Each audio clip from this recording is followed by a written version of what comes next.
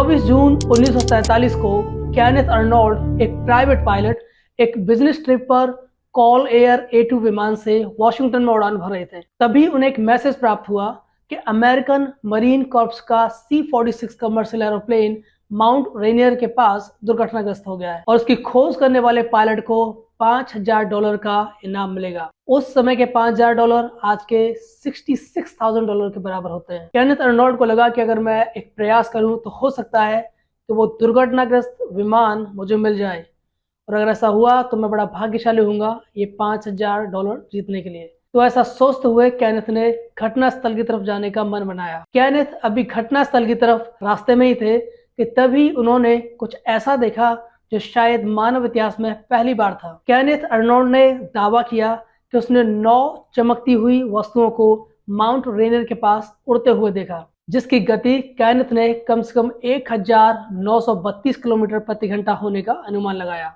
Light की पहली चमक को देखने के लगभग 30 सेकंड बाद अर्नोल्ड ने बाईं तरफ माउंट रेनियर के उत्तर में, जो लगभग 32 से 40 किलोमीटर की दूरी पर है, ब्राइट शाइनिंग लाइट्स की एक श्रृंखला देखी। केनेथ को लगा कि उसके हवाई जहाज के शीशों पर किसी भी तरह का एक रिफ्लेक्शन हो सकता है, लेकिन जब उसने थोड़ी बहुत जांच की, जैसे कि हवाई जहाज को एक दिशा से दूसरी दिशा में हिलाना, अपने गॉगल्स को उतार कर देखना और साथ में खिड़कियों के शीशों को नीचे करके देखना, तो उसे पता चल गया कि रिफ्लेक्शंस उसके जहाज की खिड़कियों में लगे शीशों से नहीं आ रहा है। रिफ्लेक्शंस उड़ने वाली वस्तुओं से आए थे।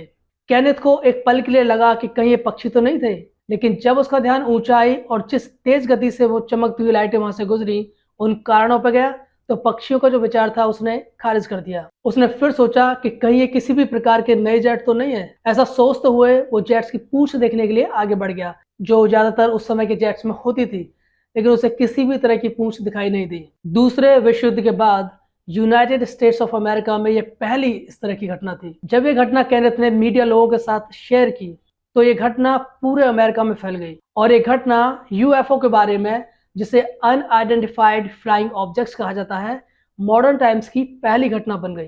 केनेथ ने जब मीडिया के लोगों के साथ इन उड़ती हुई वस्तुओं के बारे में बात की, तो उसने एक उदाहरण दिया कि वह ऐसे उड़ती जा रही थी जैसे मान लो एक स्टील की प्लेट को पानी की सतह पर फेंका जाए और वो उछड़ते हुए पानी के तल के छूते हुए दूर तक चली जाए।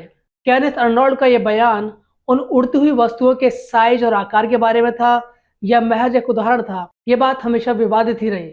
उड़ने वाली वो वस्तुएं डिस्क के आकार की थी या नहीं, अमेरिकन की कल्पनाओं में ये फ्लाइंग सॉसर के रूप में बस गई। अर्नोल्ड की इस घटना के बाद यूएस में अगले 2 से 3 सप्ताह तक ऐसे कई साइटिंग्स देखी गई। अगले महीने 2 जुलाई 1947 को अमेरिकन स्टेट न्यू मैक्सिको में एक विमान रोसवेल हवाई क्षेत्र के पास एक खेत में दुर्घटनाग्रस्त हो गया। जब उस विमान को रिकवर किया गया तो अमेरिकन फोर्सेस ने एक चौंकाने वाला बयान दिया।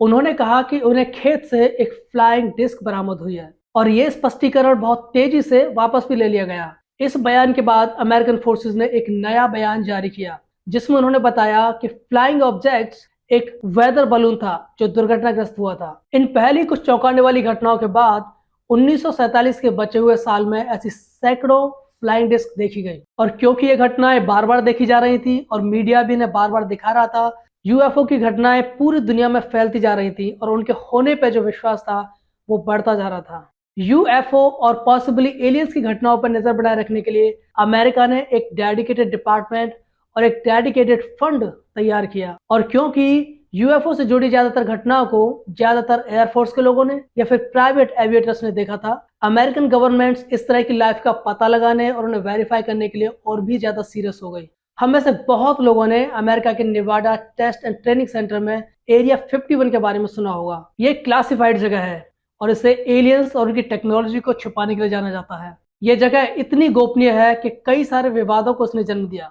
एक बार एलियंस के बारे में तीव्र उत्सुकता होने के कारण लोगों ने एरिया 51 में घुसने की भी कोशिश की। उस पुराने समय में हम लोगों के पास इस तरह की टेक्नोलॉजी नहीं होती थी कि हम उन घटनाओं को वेरीफाई कर सके, लेकिन आज ऐसी 10 घटनाओं में से 7 घटनाओं को न केवल समझा जा सकता है बल्कि उनकी सत्यता की जांच भी की जा सकती है, और सिर्फ इसलिए कि UFO घटनाओं की सच्चाई या फिर एलियंस के होने की सच्चाई को 100% वेरीफाई नहीं किया जा सकता था। बहुत लोगों ने जो एयरफोर्स में थे या फिर प्राइवेट एविएटर्स थे, जिन्होंने ऐसी और भी बहुत सारी घटनाओं को, बहुत सारी साइटिंग्स को देखा था, उन्होंने इन घटनाओं को रिपोर्ट करना कम कर दिया, या लगभग बंद ही कर दिया। लोग इस तरह की घटनाओं को रिपोर्ट करने में संकोच करने लगे थे। आंकड़ों के हिसाब से साल 2021 और 22 में देखे जाने वाली यूएफओ घटनाओं की संख्या पिछले 50 सालों में दर्ज की गई यूएफओ घटनाओं की संख्या से लगभग 2 गुने से भी ज्यादा है। और क्योंकि यूएफओ, जैसा मैंने आपको बताया, अनआइडेंटिफाइड फ्लाइंग ऑब्जेक्ट्स,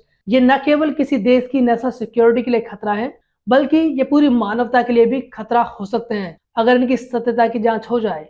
तो ऐसी घटनाओं को लोग नजरअंदाज ना करें, या फिर ऐसी घटनाओं को रिपोर्ट करने में लोग संकोच ना करें। नासा को इन रिपोर्टिंग्स के महत्व को समझाने के लिए एक प्रेस कॉन्फ्रेंस करनी पड़ी। इस तरह की घटनाएं केवल अमेरिका में ही नहीं घटी हैं, बल्कि भारत सहित दुनिया के दूसरे हिस्सों में भी देखी गई हैं। अगर हम भारत की बात करें तो पुणे और लद्दाख कुछ ऐसी जगह हैं जहां पर इस तरह की साइटिंग्स देखी गई हैं और रिपोर्ट की गई हैं। आज हो सकता है कि लोग इस तरह की घटनाओं के बारे में किसी तरह का झूठ बोलने का प्रयास करें, लेकिन जरा सोचो, जिस समय केनेथ अर्नोल्ड ने उन 9 चमकती हुई चीजों को उड़ते हुए आसमान में देखा था, ये वो समय था जब लोगों के मन में इस तरह की न तो कल्पनाएं आती थी और ना इस तरह का झूठ बोलने की वो हिम्मत रखते थे। और मैं ऐसा इसलिए कह रहा हूं क्योंकि किसी भी विचार या कल्पना के मन में आने के लिए इस तरह की जानकारी का होना पहले जरूरी है। और ये वो समय था जब हम लोगों ने, धरती के लोगों ने, अंतरिक्ष में कोई भी सैटेलाइट लॉन्च नहीं की थी। तो एक ऐसा समय जब किसी भी तरह की स्पेस एक्टिविटी की कोई घटना इस दुनिया में ना घटी हो,